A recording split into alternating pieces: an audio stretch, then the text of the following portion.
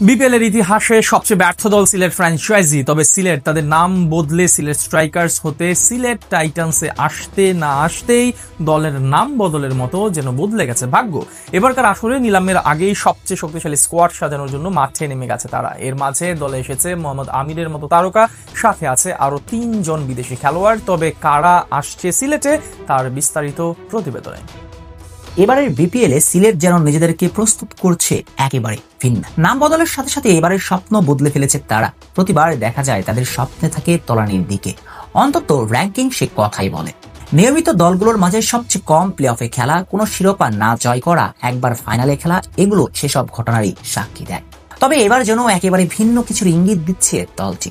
মালিকানা বদলে গিয়েছে, এমনকি বদলে গিয়েছে দলটির নাম। সিলেট স্ট্রাইকার্স হতে নতুন নাম হয়েছে সিলেট টাইটান্স। নতুন নামে এসে নিলামের আগে কাঁপিয়ে দিচ্ছে মাঠ। দেশি ক্রিকেটারদের মাঝে দলটি এখনো হাই তুলতে পারেনি। দলে নেওয়া হয়েছে বাংলাদেশের খেলোয়াড় হিসেবে নাসুম আহমেদ ও মেহেদী হাসান মিরাজকে। এর মাঝে মিরাজকে দলের অধিনায়কত্ব তুলে দেওয়া হয়েছে। তবে দেশি খেলোয়াড়দের দলে ভিড়িয়ে চমক দিতে না পারলেও চমক দিয়েছে বিদেশি খেলোয়াড় স্কোয়াডে যুক্ত করে। এর মাঝে তো 4 জন বিদেশি তারকা খেলোয়াড়কে একই দিনে নিজেদের করে নিয়েছে তারা। সিলেট টাইটান্সে যুক্ত হলো মোট 4 বিদেশি তারকা। পাকিস্তানের সাবেক গতিময় পেসার মোহাম্মদ আমির ও শ্রীলঙ্কার নির্ভরযোগ্য টপ অর্ডার ব্যাটার কুশল মেন্দিস এবার মাঠ মাতাবেন সিলেটের হয়ে।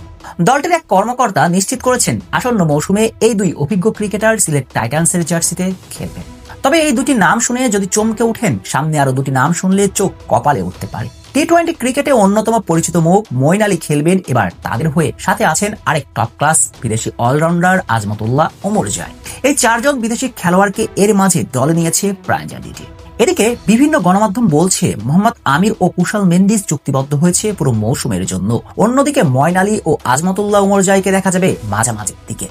তারা ভিন্ন ভিন্ন লিগ হতে এসে যোগ দিবেন বিপিএল খেলার জন্য। আগামী 17 নভেম্বর অনুষ্ঠিত হওয়ার কথা বিপিএল নিলাম।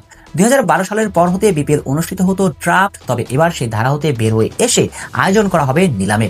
সিলেট টাইটান্সের কোচিং প্যানেলেও এসেছে বড় পরিবর্তন। দলের নতুন প্রধান কোচ হিসেবে দায়িত্ব নিয়েছেন ঘরোয়া ক্রিকেটের অভিজ্ঞ ও পরিচিত মুখ সোহেল ইসলাম। পেস বোলারদের দেখভাল দায়িত্ব পেয়েছেন সাবেক জাতীয় দলের সৈয়দ রাসেল, যিনি ছিলেন বামহাতি মিডিয়াম ফাস্ট বোলার। আর ফিল্ডিং বিভাগে নতুনভাবে যুক্ত হয়েছেন কিমেলস রব, যিনি সামলাবেন ফিল্ডিং কোচের দায়িত্ব। সব মিলিয়ে একটা ব্যাপার পরিষ্কার, এবারের বিপিএল কে সামনে রেখে সিলেট নিজেদেরকে পরাশক্তি হিসেবে প্রমাণ করতে চায় এবং শিরোপা জয় করার জন্য সর্বোচ্চ চেষ্টা করে মাঠে নামবে ফ্র্যাঞ্চাইজিটি।